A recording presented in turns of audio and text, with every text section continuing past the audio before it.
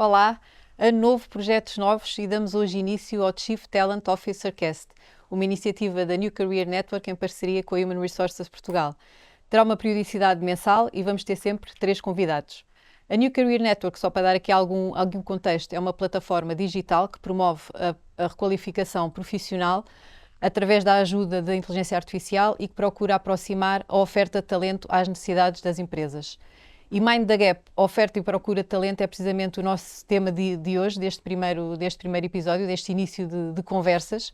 Vamos procurar fazer um diagnóstico, o retrato global entre a oferta e a procura de talento e também perceber algumas soluções para mitigar este desfazamento. Tenho então 3 convidados que vou passar a apresentar. Miguel Mota Freitas, Board Member da Fundação Belmiro de Azevedo. Luz Pessoa e Costa, diretora do Departamento de Formação Profissional do IFP, Instituto de Emprego e Formação Profissional, e o Pedro Santa Clara, diretor da Escola 42 e da TUM. Bem-vindos, muito obrigada pela vossa disponibilidade para estar aqui hoje, para falarmos deste tema tão importante e cada vez mais relevante no mercado de trabalho e na vida das empresas. Pedro, começo por si, que tem um percurso feito na área da educação, primeiro na vertente académica, que mantém, mas depois conciliou com o empreendedorismo, com a promoção de projetos inovadores. Pedi-lhe então para fazer aqui um diagnóstico, tem aqui duas vertentes deste tema, fazer aqui um diagnóstico entre a oferta e a procura de talento, como é que estamos nesta matéria em Portugal? Bem, essa é uma pergunta muito vasta e Portugal fez um caminho muito grande nos últimos 50 anos, 70 anos até, no desenvolvimento de talento, no progresso que teve a educação durante este período todo, mas eu acho que ainda há muito para fazer. Se nós olharmos para este instante em que estamos praticamente em pleno emprego, temos ainda assim um desemprego jovem muito alto e salários para jovens, nomeadamente jovens licenciados à saída da universidade, extraordinariamente baixos. Isso para mim é um sinal de um problema muito fundo de baixa produtividade, obviamente, portanto as empresas portuguesas não conseguiram ainda, com raras e honrosas exceções, subir na cadeia de valor, ainda temos uma parte muito grande do nosso emprego em setores de baixo valor acrescentado, mas também estamos a formar talento que não serve para as nossas empresas. E vemos isso também de muitas maneiras, entre outras, o grau, que eu diria quase aflitivo, de emigração, de saída do país de jovens licenciados, que noutros países só se viu a estes níveis, quase 1/3, em situações de guerra. Portanto, há aqui, de facto, um mismatch muito grande entre o que estamos a produzir de talento e o que as empresas procuram, o que as startups procuram, o que os novos negócios procuram. E eu acho que este é um problema que devemos endereçar. E se olharmos, por exemplo, para o tema das universidades, vemos hoje em dia um sistema absolutamente dual. Temos meia dúzia de universidades de elite, que atraem imensa procura, que têm médias de entrada muito altas, e depois vemos muitas universidades, a grande maioria, que nem sequer conseguem preencher as vagas. O sistema como um todo, se olharmos para as universidades e politécnicos públicos, está a funcionar a 75% da sua capacidade. Nós temos alguns cursos, universidades sem procura. Há um politécnico que nem sequer conseguiu preencher 20% das suas vagas. Portanto, e temos, obviamente, em muitos desses, à saída, taxas de desemprego altas e salários muito baixos. Quanto a mim, o problema é esta tentativa de dirigismo centralizado, quase soviético, em que vivemos, em que temos um Ministério da Educação que age como se soubesse tudo, quando na verdade não sabe quase nada, que determina os números clausos de cada curso, que determina as propinas de cada curso, que dirige tudo de cima a baixo, tendo pouco em conta a realidade, não é? Aquilo que são as necessidades, se calhar, do mercado de trabalho. Ignorando aquilo que é mais importante da natureza humana, que é, para que um sistema possa evoluir, é preciso que a regulação seja mais leve, para que se possa adaptar, para que possa inovar. É preciso que haja modelos de governança que respondam perante a sociedade e depois é preciso que os incentivos estejam certos. E nós não temos nenhuma destas três coisas a funcionar. Se nós pensássemos em qualquer outro mercado, qualquer produto organizado desta maneira, já não existia. Não funcionaria. Já não funcionaria. Vamos tentar aqui perceber com a luz, porque o IFP é aqui a entidade de serviço público por excelência para a formação profissional e para o emprego, como é que vêm aqui estes temas e nomeadamente também a necessidade de requalificação e de aprendizagem ao longo da vida, que também é importante para conseguir, se calhar, dar aqui alguma resposta a este mismatch, como disse o Pedro. O Pedro focou aqui assim já em 2 ou 3 pontos que são muito importantes para nós termos aqui assim o quadro em que nos mexemos hoje em dia e que justifica esta urgência dos processos de requalificação e da aposta da aprendizagem ao longo da vida. O Pedro falou mais virado para os jovens, onde de facto o desemprego jovem em Portugal ainda está, apesar de nos últimos 2 anos ter decrescido significativamente, ainda não está sequer ao nível da União Europeia e, portanto, da média da União Europeia. Isso é uma situação que nos preocupa, mas se nós olharmos depois para o mercado de trabalho em global, nós temos uma taxa de desemprego de sensivelmente 5,9%, o que significa que estamos praticamente em pleno emprego, que o Pedro também começou por abordar isso, mas se olharmos depois para quem está a trabalhar, nós temos mais de 5 milhões e 300 mil pessoas a trabalhar em Portugal, que são números que há muitos anos não existiam. Ora, mas depois, por outro lado, todos os estudos, as associações empresariais, as empresas, todos os dias nós temos pedidos de recursos humanos qualificados porque não existem. Então, há de facto aqui assim alguma coisa que não bate certo, como nós costumamos dizer. Este quadro necessita, de facto, de um novo racional de intervenção ao nível das políticas públicas, porque nós temos um sistema legislativo que foi feito em 2007, à volta disso. Teve uma ou outra atualização, mas basicamente foi feito em 2007. Mas que está muito dirigido para a qualificação das pessoas, dos trabalhadores, enquanto eles são desempregados. Porquê? Porque tem um modelo escolar que não se adapta àquilo que é a realidade do mercado de trabalho hoje. E depois também assenta, sobretudo, no Catálogo Nacional de Qualificações, por exemplo, não é? Quando hoje nós sabemos que mais de 80% da formação que é feita fora do catálogo, parte dela registada no sistema de informação, outra parte nem sequer registada nesse sistema, mas há de facto aqui todo um quadro que exige um novo pensamento da parte das políticas públicas. Nós temos que perceber que o mercado de trabalho mudou muito nestes 20 anos, mal seria se não tivesse mudado, não é? Mudou muito e nós não temos conseguido dar resposta a isso. Porquê? No meu ponto de vista, nós continuamos a querer aplicar as mesmas receitas para resolver um facto que existe há 20 anos, com alterações, claro, com evoluções, mas que existe há 20 anos e que aquela receita já provou que não o consegue ultrapassar.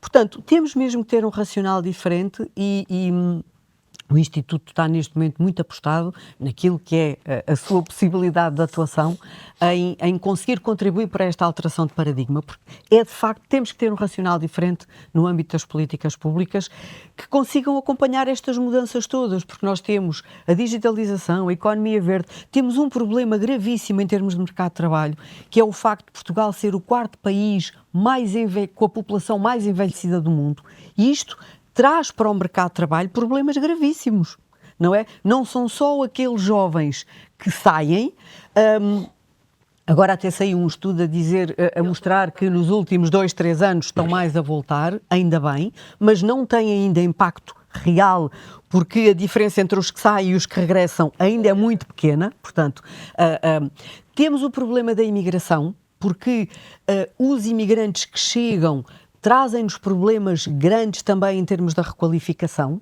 porque são profissionais. Por exemplo, no outro dia soube uma coisa nem nunca me tinha lembrado, sinceramente. Na área da agricultura, neste momento estão a acontecer muito mais acidentes de trabalho do que aconteciam há uns anos atrás. Porquê? Porque o grosso dos imigrantes que trabalha na agricultura e que é mão de obra para a agricultura, neste momento está a trabalhar com equipamentos que não conhecia, porque no seu país de origem não existiam. E, portanto, toda a requalificação que temos que fazer junto a estas pessoas é absolutamente necessária. Ou seja, nós temos aqui um quadro com estes pilares todos, que são complexos, mas que é aquele onde nós temos que, neste momento, pensar, torno a dizer, para reformular aquilo que são as políticas públicas, no âmbito da requalificação das pessoas para o trabalho. Miguel, será que é na educação que tudo começa? O Miguel é também Chief Representative para a Cultura e Educação na SONAI, que é parceiro fundador aqui da plataforma NCN. A Fundação Belmiro de Azevedo tem como finalidade promover precisamente a educação. A educação é aqui a base, é por esse diagnóstico, e o Pedro também falou aqui de alguns temas que se deve começar para tentar depois da base dar resposta ao problema, que tem aqui múltiplas variáveis, como já vimos.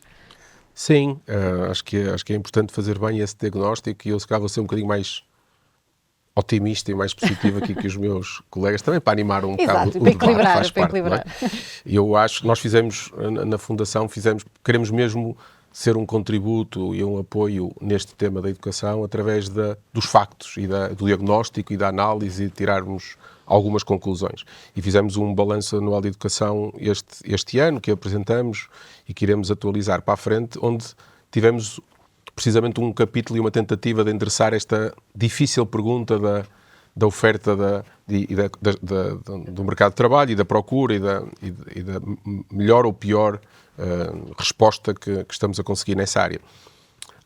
E eu acho que o balanço que fizemos, numa perspectiva mais geral e quase de evolução histórica dos últimos anos, porque isto também são ciclos longos que têm que ser feito, é positivo. Acho que o sistema de educação tem sabido dar resposta às necessidades das empresas portuguesas. Não é fácil fazer essa avaliação, não é nada fácil, e nós procuramos muito indicadores e cruzamos formas de tentar lá chegar, mas obviamente, o desempenho da economia dos últimos anos tem estado a mostrar alguns sinais disso, mas a taxa de desemprego já foi muito referida e, portanto, de alguma forma, as pessoas que estão disponíveis para sair dos sistemas de ensino estão a dar resposta às necessidades das empresas e não há desemprego, praticamente. O desafio da digitalização, não é? Que é uma coisa que tem acontecido muito a todas as empresas. Os problemas são cada vez mais globais, mas às empresas portuguesas, e parece-nos que tem havido resposta na capacidade do mercado, do sistema de educação, colocar no mercado pessoas que deem resposta a isso. É muito, acho que todos vivenciamos isso, mas nas empresas é muito claro. Nos últimos anos, talvez há 3, 5 anos atrás, era muito, muito difícil encontrar pessoas com as competências necessárias para fazer essa evolução, e hoje essa pressão diminuiu e, portanto, de alguma maneira as pessoas estão a chegar ao mercado. O Pedro tem sido bastante responsável também por isso, mas seguramente o sistema mais formal de ensino também, e portanto, o diagnóstico parece-nos positivos. E na própria progressão salarial, é uma coisa que se calhar, e está presente no estudo que fizemos, nos últimos 5 anos, penso que era o perímetro 5 a 10 anos, a progressão salarial deu-se essencialmente em 2 níveis da população. Nos níveis de ensino básico, isso seguramente muito provocado pelas subidas do salário mínimo e do movimento e do trabalho que foi feito de progressão do salário mínimo, e depois no ensino superior, que está praticamente ao mesmo nível. Havia uma diferença de 1 ponto percentual, até inferior, na progressão salarial de pessoas qualificadas com o ensino superior. E, portanto, esta polarização da sociedade é que nos parece estar a dar alguns sinais de uma mudança até perigosa. Penso que era 1/3 dos empregos em Portugal hoje, também são empregos já que exigem capacidade de análise abstrata e de capacidades analíticas. E é 1/3 da população. Isso não era assim há pouco tempo atrás. Portanto, na resposta que o sistema de ensino tem dado, a questão essencial acho que não é, e por isso eu, embora esteja a discordar, depois vou concordar, porque a questão essencial não é se as pessoas que estão hoje no mercado de trabalho estiveram ou não bem preparadas para as respostas das necessidades das empresas. É que o ensino tem que ser pensado a 20, 30, 40, 50 anos, e onde é que queremos que os jovens que estão a entrar agora no sistema de ensino, o que é que vão estar a fazer daqui a 30 ou 40 anos?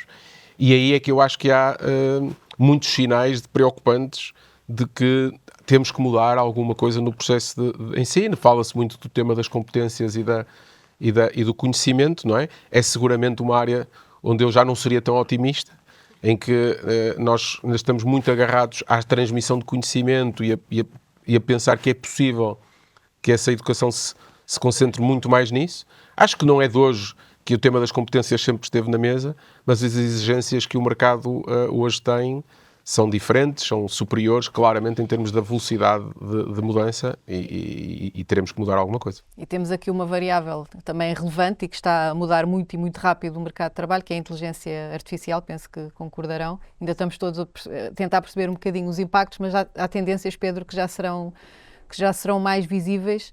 E será que nos estamos a preparar para essa realidade, apesar aqui do otimismo do Miguel e de achar que o sistema de ensino tem, de facto, evoluído bastante, mas está a evoluir à velocidade necessária e com esta clareza dos novos desafios? Bem, acho que é muito difícil prever qual vai ser o impacto da inteligência artificial.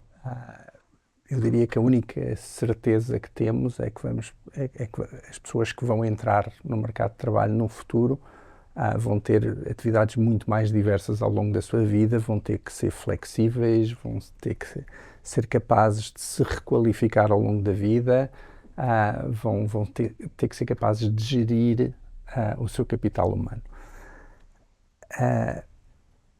Saiu há pouco tempo um estudo da McKinsey, da nova SBE e de uma das confederações patronais, não me lembro qual, que calcula que Portugal, até ao fim desta década, teria que requalificar 1,5 milhão de trabalhadores para lhes dar competências na utilização de ferramentas de inteligência artificial. Estamos a falar de dar formação a 300 mil pessoas por ano. Nenhuma instituição de ensino deste país tem essa competência. Portanto, nós na Escola 42, aqui há um ano, começámos a trabalhar a sério nesse problema e usando o modelo da Escola 42, que é aprender com base em desafios e na colaboração entre pares, criámos um programa chamado AI Dive, que acreditamos pode escalar e pode ser feito nestes grandes números, que são os números do nosso desafio. A maior parte das iniciativas que eu vejo por aí, às vezes são pilotos para 100 ou 200 pessoas, às vezes têm grandes objetivos de formar 1.000 ou 2.000 pessoas. Não, o problema é temos que formar 300 mil por ano. E esse modelo, só uma provocação, é bem visto pelas empresas, é um modelo bastante inovador, é sem professores. Temos tido uma procura inacreditável. Porquê? Porque aquilo que verdadeiramente é preciso na utilização de ferramentas de inteligência artificial não há uma barreira técnica à utilização. Tipicamente o interface é linguagem natural. O que é preciso mesmo é uma mudança de atitude, é levar as pessoas a serem curiosas e criativas e colaborativas e perceberem que com ferramentas de inteligência artificial têm quase um superpoder e podem trabalhar em qualquer área. Este nosso programa é um programa de 5 dias em que as pessoas vão resolver 10 desafios em todas as áreas, recursos humanos, a marketing, a vendas, a automatização de processos, a criação de agentes, a recursos humanos, e vão perceber que, trabalhando uns com os outros, vão conseguir dar resposta a desafios que à partida lhes pareceriam impensáveis. E esta é a mudança que tem que acontecer. A inteligência artificial só não vai levar ao desaparecimento de centenas de milhares de empregos se conseguirmos levar as pessoas a fazer esta transformação, a perceberem que eu agora posso atirar-me a qualquer desafio que me seja apresentado. Exige uma mudança de mindset, não é? Não é aquela coisa claro, de aprender uma tarefa. E é por isso que este programa funciona muito bem. Isto não acontece se eu tiver 5 dias sentado numa sala de aula a olhar para um professor a escrever um quadro. Não. Isto acontece se eu passar 5 dias a ter que resolver uma série de desafios, cada um deles me parece impossível, com os meus colegas à minha volta, e chegar ao fim e dizer, foi isto que aconteceu, eu afinal sou muito mais forte do que estava à espera. Esta é a mudança que é precisa. Agora, coletivamente, como sociedade, temos que ter esta ambição Temos que olhar para o problema, temos o diagnóstico feito à nossa frente, 1,5 milhão. Não vão ser nem as nossas universidades, nem as nossas escolas a fazer isto. Não existe essa possibilidade. Ou temos a ousadia de pensar de forma diferente para resolver o problema, ou vamos chegar ao fim da década e dizer, pois, olha, afinal conseguimos formar 20 mil em vez do 1,5 milhão. E vamos ficando para trás no panorama global, claro, não é? Mas é aqui que o Miguel estava a dizer que eu por um lado sou um bocado pessimista, é verdade, mas por outro lado acho que sou otimista o suficiente para estar a tentar encontrar soluções para os problemas reais que existem e não, porque demasiadas vezes o nosso país olha para um problema e depois encolhe os ombros, isto é muito difícil, vou fazer outra coisa aqui ao lado e vamos esquecer do problema grande. E isto não é um problema de somente, estamos a falar da vida, quer dizer, estamos a falar do futuro da economia portuguesa, do futuro da segurança social portuguesa, do futuro do desemprego em Portugal, estamos a falar das vidas de milhões de famílias. Portanto, isto é um problema gigantesco. Eu acredito que temos uma solução.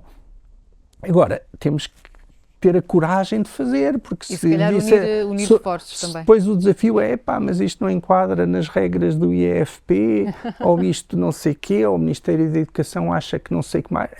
Então pronto, mas depois assumam a responsabilidade daqui a 5 anos se não tiverem feito nada. Vamos aqui ver a resposta da Lusa, se está ou não nas regras do IEFP, se estão a olhar para estas novas competências que são necessárias, novas profissões que estão a surgir, estão também a tentar... Dizer só uma coisa. Eu costumo dizer, meio a sério, meio a brincar, que em relação à inteligência artificial, preocupa menos a inteligência artificial do que me preocupa a inteligência por si só ou a falta dela. Honestamente, digo isto muitas vezes porque acho que é esse o problema. É a inteligência ou a falta dela, seja ela artificial ou não, isso preocupa. O que é que nós estamos a fazer? O que é que nós estamos a fazer? Desde logo, a participar numa reforma da legislação de enquadramento da formação profissional pura e dura, portanto, deixando de lado os modelos escolares, naquilo que é a competência do Ministério do Trabalho, e temos grandes expectativas sobre isso. Temos grandes expectativas porque eu acho que pela primeira vez se assumiu que no âmbito da formação profissional nós temos que mudar de paradigma. Pronto. E isso eu acho que já é um ganho, é um primeiro passo. E às vezes dar aquele primeiro passo é muito difícil. Depois, internamente, no IEFP, o IEFP é uma estrutura muito grande, muito pesada, não é? Que, mal ou bem, temos que obedecer a toda a legislação, desde o Código da Contratação Pública, que é um karma para nós conseguirmos fazer o que quer que seja. Pronto, há uma série de legislação, como entidade pública que somos. Mas, internamente, temos estado a fazer já algumas coisas para desbravar caminho. Por exemplo, utilizando os fundos do PRR, estamos a proceder à modernização dos nossos centros de formação, quer os nossos de gestão direta, quer os centros de gestão protocolar. O que é isto? O que é esta figura? O IEFP tem, espalhados pelo país, centros que são privados, onde o IEFP é o primeiro outorgante e depois o segundo outorgante são associações empresariais, entidades setoriais, portanto, e que têm, especificamente, trabalham para um setor. Da construção civil, da metalomecânica, da orivesaria e relojoaria, da moda, da cerâmica, portanto, N atividades, áreas profissionais e que são, aliás, uma experiência muito... Na área automóvel, são uma experiência muito interessante estas parcerias público-privadas, porque depois toda a sua atividade é canalizada para aquela área setorial, mas onde os parceiros têm uma palavra a dizer sobre aquilo que se faz. É muitíssimo interessante e neste momento estamos a proceder à reformulação da própria rede, pronto, otimizando-a e racionalizando-a. Mas depois estamos também a fazer investimento em equipamentos novos, modernos, para fazer formação profissional e utilizando também, estamos agora a começar a fazer isso, projetos formativos com base na realidade virtual, em projetos imersivos. Para quê? Para potenciar através do online, esta possibilidade de capacitação e disseminar, porque eu não posso ter um centro parado à espera que as pessoas lá vão presencialmente, não é? Posso ter, claro que sim, e devo ter, bem apetrechado e bem preparado, mas tenho que conseguir depois tirar partido disso e extrapolar e dar-lhe escala. Pronto. E, portanto, estamos a fazer isso com um investimento de cerca de 200 e poucos milhões de euros aprovado pelo PRR. Depois estamos também a fazer uma aposta na formação de formadores. Nós falamos poucas vezes dos formadores, mas os formadores são um agente fundamental para capacitar as pessoas, não é? Claro. Porque se eu tiver uma necessidade no mercado de trabalho, mas os meus formadores ou os formadores que eu contrato não tiverem as competências necessárias, quer dizer, nunca mais vamos lá. Uma das coisas que nós fizemos muito recentemente foi também apresentar uma proposta legislativa para alterar aquilo que é o diploma da formação de formadores. O IFP está a apostar muito nas parcerias com entidades do setor privado, de outras do setor público, mas com parcerias, em trabalhar com parceiros e em perder aquela ideia de que o IFP, porque é o Serviço Público de Emprego e Formação, não tem o dom de saber tudo, não é? O que é que interessa ao mercado, sem saber o que é que são as necessidades dos seus clientes e dar-lhes uma possibilidade de, em parceria connosco, poderem definir esses caminhos. Miguel, aqui o tema das competências mas está aqui a aparecer destacado, por exemplo, a plataforma NCN já tem ali o foco nas competências e não naquilo que é o CV, as empresas também já começam a recrutar mais com esse foco.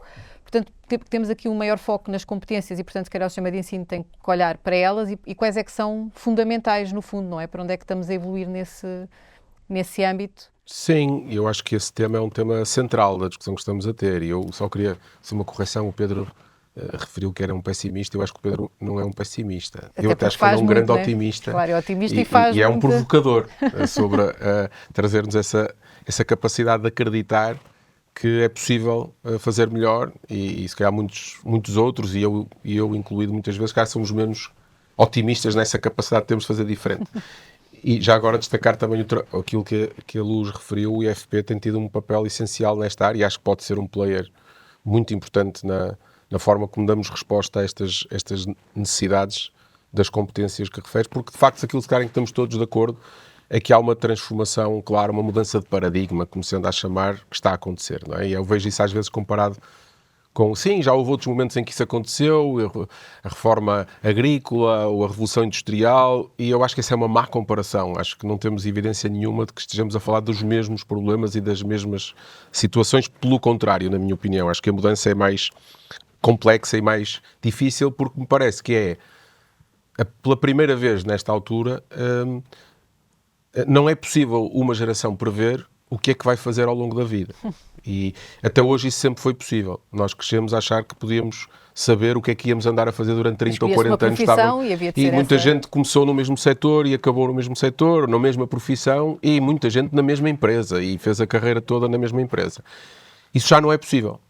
Não é possível, provavelmente, para algumas gerações que já estão no mercado de trabalho, mas não é seguramente possível para quem está a entrar agora no sistema de ensino, que é disso um bocadinho que estamos a falar, não é? O que é que deve fazer o sistema de ensino para quem ainda vai estar a trabalhar daqui a 50 anos?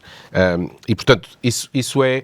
Eu felizmente tenho um histórico, porque o Engenheiro Belmiro de Azevedo sempre defendeu a importância da aprendizagem contínua e de estarmos... E eu, de facto, cresci na SONAI com essa referência de que é nossa obrigação estarmos permanentemente a reeducar-nos, e isso é também como referiste, um eixo central do trabalho da Fundação na Educação. Para além nós olhamos muito para os temas da infância, que achamos que é outra área muito importante, que quem sabe um dia pode dar um podcast sobre o que é que temos que fazer no ensino na área da primeira infância, nas questões da desigualdade e no acesso ao ensino, e depois este tema da aprendizagem contínua ao longo da vida, porque é de facto um tema essencial. E eu acho que o Pedro de alguma forma referiu isso. Eu acho que para que isso aconteça, a sociedade como um todo tem que acreditar nessa necessidade de transformar a forma como olhamos para a aprendizagem e para o ensino. Começando por cada um individualmente, cada um de nós, ou principalmente nas novas gerações que estão a entrar, perceberem que é assim que vão viver a ter que aprender sempre ao longo da vida e reeducar-se e o tal reskilling. Não é? E, portanto, há uma questão de atitude claríssima que o Pedro já referiu, mas há também um tema de contexto, não é? Porque cada um individualmente, se calhar, não o vai conseguir fazer. E o contexto, mais uma vez, é público e é privado. O Estado tem que olhar para isso. Eu acho que o Estado não tem essa obrigação clara no seu propósito. E não é por acaso que o IFP não está no Ministério da Educação, está no Ministério do Trabalho, porque supostamente o reskilling e a requalificação é um tema do trabalho. E eu, pessoalmente, acho que é um tema da educação. E, portanto, há aqui um tema de como é que olhamos para o reskilling na perspectiva do papel do Estado nessa função, mas também nas empresas. E há pouco essa pergunta ali para o Pedro foi feita. Há empresas mais preparadas e menos preparadas. A formação é um tema relevante em muitas empresas há muito tempo e há muito investimento na formação de quadros, não é? Mas feita muito numa perspectiva muito incremental, não propriamente se calhar tão transformacional. E não sei quantas empresas estão preparadas para ter uma parte importante dos seus quadros ausentes durante 6 meses, ou durante 1 ano, ou 2 anos, porque vão estudar, porque se vão requalificar. Estão a formar à medida das necessidades, não é? As empresas estão a formar internamente para dar resposta. Portanto, eu acho que também as empresas vão ter que perceber que o modelo da relação com o trabalho e com as pessoas vai ter que mudar para que as pessoas possam fazer esse investimento em competências e em capacidade de aprendizagem para além do ciclo normal de ensino formal que hoje termina ali nos 25 anos, na maior parte das pessoas, não é? Ou antes. O nosso tempo aqui já vai conversa fugiu-nos quase, mas queria aqui aproveitar e fazer 2 perguntas em uma, porque não vamos conseguir os temas todos que gostaríamos de abordar. Já identificaram aqui vários desafios, mas tentar perceber aqui qual é que é a grande lacuna, seja a nível de competências, seja a nível aqui da relação entre as diferentes entidades, a principal dificuldade, se quiserem, que temos aqui que estar conscientes, e qual é que poderia eventualmente ser uma ação prioritária para lhe darmos resposta, sendo que não podemos atacar os problemas todos ao mesmo tempo. Enfim, e as empresas, o IFP, que também estão a fazer caminho. O Miguel tem aqui também vasta experiência a nível empresarial, também nos pode partilhar um bocadinho essa vertente, aqui o Pedro mais na vertente da educação. O que é aqui a grande dificuldade e o que é que deveria ser aqui uma ação prioritária? Não é só Pedro? Pode começar. Pode começar a luz. Eu posso começar, eu sou economista, eu acredito pouco em grandes iluminados que saibam prever o futuro, claro. E que haja uma solução única. E desenhar um sistema de educação. Eu não acredito em nada disso. Eu acredito em desregulamentar para que haja inovação. Eu acredito em criar incentivos para que as instituições possam acorrer aos seus clientes, e acredito em modelos de governança que respondam perante a sociedade. E é isto que é preciso fazer na educação. Não há hipótese nenhuma de, por muito bondoso e iluminado que seja o Ministro da Educação, que seja capaz de desenhar um sistema com 5.500 escolas, com não sei quantas universidades e cursos e centenas de milhares de pessoas para dar resposta ao futuro daqui a 10, 20, 30, 40 anos, que são as idades já dos meus netos. Não é possível. Isto não funciona, não funciona para uma empresa como a Sonai, não funciona num tema muito mais complexo como é o da educação. Portanto, mais a mais numa altura em que vai haver uma revolução tecnológica na educação. Nós estamos a falar num podcast, não estamos a falar na televisão. Este podcast provavelmente pode ser ouvido na Spotify, que não existia, nem existiam plataformas de streaming, nem não sei o quê. No entretenimento, na informação, nós assistimos já a uma mudança brutal dos formatos, das plataformas, das empresas, dos players aqui. Isto está a começar na educação. Não tenhamos a menor dúvida que, se mantivermos este sistema soviético que existe hoje em dia no lugar, vai cair. Vai ser como aos dinossauros quando cai um meteorito na Terra. Ou nós libertamos-nos, damos incentivos e dizemos, vamos financiar os alunos, deixar as famílias escolherem, dar incentivos às escolas e às faculdades para criarem cursos com procura que depois promovam boa empregabilidade. e deixá-los a cada um deles descobrir quais são os modelos pedagógicos e quais são os assuntos a estudar para preparar melhor as pessoas para o futuro. Nenhum de nós sabe. Temos que permitir que haja experimentação e que uns falhem e que outros tenham sucesso. Resta saber se temos tempo para desde isso, já, não é? nós temos um modelo que assenta muito na especialização. É divertido ler os nomes dos cursos superiores que existem em Portugal. Há coisas que têm... Há cursos superiores que têm para aí 5 palavras ou 6 palavras em marketing e relações internacionais. Não, mas a super especialização morreu com a inteligência artificial.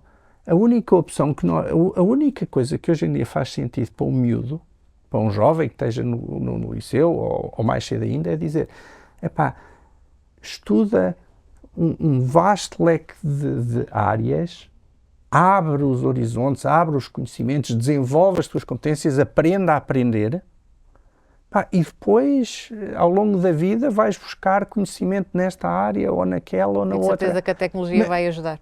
Claro que vai, mas neste momento é quase como se tivéssemos um sistema de educação que proíbe isso. Que está parado no tempo. É o que eu digo, eu gosto de lhe chamar o nosso soviete da educação, porque literalmente é o que é. E isto falhou na União Soviética para produzir aço, vai falhar na educação em Portugal. Luz, qual é que é? Olha, no âmbito da requalificação há uma questão que ainda não falámos aqui e que nos preocupa muito enquanto Serviço Público de Emprego. Nós temos desenvolvido alguns projetos de parceria muitíssimo interessantes com a SONAI, com outras entidades, por exemplo o Promove, por exemplo o Upskill, mas há uma característica, é que estes projetos, os nossos parceiros nestes projetos são empresas já muito consolidadas no mercado de dimensão considerável. E nós não nos podemos esquecer que mais de 95% das empresas em Portugal 99. são pequenas e médias empresas. E a questão que nós temos que equacionar é como é que nós conseguimos, eu já nem digo aquilo que o Miguel estava a dizer, que é tirar durante um ano ou dois as pessoas dos seus locais de trabalho. É como é que nós garantimos a uma pequena e média empresa, a uma microempresa, que consegue dispensar um dia ou dois, que seja por mês, por trimestre, o seu trabalhador para terem um processo de requalificação. Como é que nós conseguimos garantir isso? É aí que eu acho que o Serviço Público de Emprego e Formação tem que entrar. Não é a alavancar as grandes empresas, que obviamente continuaremos sempre a trabalhar em conjunto, até porque são muito motor, não é? Mas depois nós não podemos deixar toda esta mola para trás, porque tudo isto, porque senão é o país que falha. E isso é uma das preocupações que nós neste momento temos. Estamos a perceber qual é o quadro legislativo que, sem ferir as leis da concorrência, sem ferir as leis dos auxílios de Estado e sem ferir outras coisas mais, conseguimos dar, exatamente, claro, conseguimos dar resposta a isto e chegar junto das pequenas, das micro, pequenas e médias empresas, porque de facto são o grosso do trabalho em Portugal. E como é que conseguimos prevenir que aquelas pessoas que hoje, os tais mais de 5 milhões e 300 mil, que estão a trabalhar nestas empresas, como é que eles não entram em situação de desemprego? Como é que nós conseguimos garantir que eles continuem empregados nesta nova realidade do mercado de trabalho, com estas novas competências que são exigidas, quer na área do verde, quer na área do digital, quer noutras áreas que advêm daqui? Como é que nós conseguimos? Esse é o grande desafio que se nos coloca. Miguel. Sim, eu gostava até de pegar aqui por algumas das coisas que disseram, salientar o erro, na minha opinião, e que o Pedro referiu, da especialização, que acho que é algo que temos que olhar, perceber bem o excesso de especialização e, no fundo, o excesso de conhecimento ligado a essa especialização, por um lado. Por outro lado, esta alerta da luz, não é, para o tema das PMEs e das microempresas. E é importante perceber que nós queremos discutir reskilling também, ou eu diria maioritariamente, de empregados, não é reskilling de desempregados. E nós não vamos ter sucesso na iniciativa se isto for orientado para desempregados exclusivamente. Portanto, esse equilíbrio é muito importante. E ainda atrás da dificuldade, precisamente nestas coisas que estamos a referir, eu acho que esse é algo que eu tenho muito claro, que é hoje uma grande dificuldade para as empresas, não é a falta de acesso ao conhecimento. e à especialização. É muito mais a capacidade de mudar, é a agilidade, é a resposta aos novos desafios. E nesse aspecto, as grandes empresas, às tantas, eventualmente mais, ou pelo menos tanto como as PMEs, a capacidade de mobilizar equipas para fazer de forma diferente e para abraçar desafios que a inovação está a trazer, é algo muito mais complexo e real nas empresas hoje do que propriamente a dificuldade de acesso ao conhecimento. Até porque temos um problema, e os estudos dizem-nos isso, que é o nível de baixas competências dos dirigentes de muitas, não é da maior parte, mas de muitas destas micro, Sim, pequenas sem dúvida, e médias sem dúvida, empresas, sem que é dúvida. também um problema que nós temos que atacar e olhar de frente sem grandes pruridos. Existe esse problema e ele, vamos lá, como líderes da sua organização, tem que ser um piloto, Sim, não é? sem dúvida. E isso é um trabalho também que temos que temos que ter pela frente. Sem dúvida. A pergunta era duas numa, não era? As dificuldades, Era a mas também dificuldade e a prioridade. E a prioridade. E eu acho que a prioridade, eu gostava só de realçar, já o fiz provavelmente, neste tema a que se chama normalmente a parceria pública ou privada. Eu acho que isto só vai lá com essa lógica da sociedade como um todo perceber o problema. O Estado tem, na Constituição Portuguesa, a obrigação de servir o ensino à população, de forma universal e transversal, mas tem duas palavras na Constituição muito importantes para o que estamos a discutir. Uma é a importância do ensino permanente. Portanto, não é o ensino só nas fases iniciais de vida, mas o ensino permanente, e o outro que é um ensino orientado para as empresas e para a ligação com as empresas. Isso está na Constituição. Portanto, eu acho que não pode haver dúvidas que é uma obrigação do Estado dar resposta a estas necessidades que nós estamos a sentir. Se é uma obrigação para o Estado, é uma necessidade evidente para as empresas ou para o setor privado, que se não o fizer e não o fizer em consonância, em conjunto com o Estado, se não o fizer para as PMEs e para as microempresas, seguramente algumas grandes empresas poderão ter sucesso, mas a economia portuguesa vai sofrer, porque nós vivemos dessas pequenas empresas e, portanto, o setor privado precisa disso. Acho que nós, na Fundação, achamos que as fundações têm um papel importante em promover essa relação. Este podcast, quem sabe, aproximou aqui o Pedro do IFP e pode criar aí uma iniciativa forte nessa área também. Aqui uma colaboração. Mas eu acho que o público ou o privado vão ser essenciais chave. para haver uma solução para o problema. Tenho mais um desafio para os três e agora é mesmo só com uma palavra. Temos estado aqui a falar de reinvenção, de reaprendizagem, já não existem empregos para a vida. E o desafio que começa aqui hoje com vocês e que depois irei fazer a todos os convidados ao longo desta série é: se não fosse o que são hoje a nível profissional, o que é que seria, o que é que gostariam de ser, ou o que é que eventualmente ainda ponderam vir a ser? Agora começamos pelo Miguel para ser diferente. É uma pergunta difícil. Eu não sei se sei o que é que gostaria de ser se não fosse o que sou hoje, porque gosto muito do que tenho sido. Mas sei o que achaves que se calhar devia ser, que era político. Porque eu acho que nós todos temos que perceber que estes problemas precisam de intervenção política. E numa fase em que a classe política está tão maltratada e que se calhar algumas pessoas dentro da classe política alavancam e constroem em cima dessa destruição da própria classe política, tentando tirar partido disso, eu acho que era bom alguns de nós termos mais capacidade de contribuir para construirmos um país melhor e uma sociedade melhor, e faltam aí algum contributo na política. Luz. Olha, eu gosto imenso do que faço e tenho feito muitas coisas ao longo da vida, mas sei certamente o que faria. Eu seria advogada. Só não fui por uma opção do coração, como eu costumo dizer. Fui atrás do amor da minha vida e, portanto, fui exatamente, e optei por outra formação, e sem qualquer espécie de ressentimento. Mas seria certamente, até porque é um mundo que me fascina, nesta lógica de perceber como é que nós podíamos simplificar tudo. Porque eu acho que há formas que devem ser simples, ágeis e acessíveis a toda a gente. E se calhar aqui até mais um jurista do que um advogado propriamente, mas essa necessidade de simplificação, que é uma coisa que no seio da administração pública tem um racional exatamente ao contrário, ainda há bocadinho falávamos disso, antes de começar a gravar, nós temos uma necessidade de regular tudo e mais alguma coisa, à cautela, como eu costumo dizer, e eu partilho exatamente o oposto. A nossa legislação e eu permite-me discordar aqui de uma coisa que o Miguel disse. O Estado, apesar de estar escrito lá na Constituição, eu confesso que desconhecia essas três palavras ou quatro. Também, confesso também. Eu acho que o Estado não deve dar. O Estado deve ser um facilitador. Eu tenho mais essa perspectiva. E daí que advogo muitas parcerias eu também. público-privadas neste sentido de serem realmente a par e passo, em conjunto. Não é em paralelo, é em conjunto.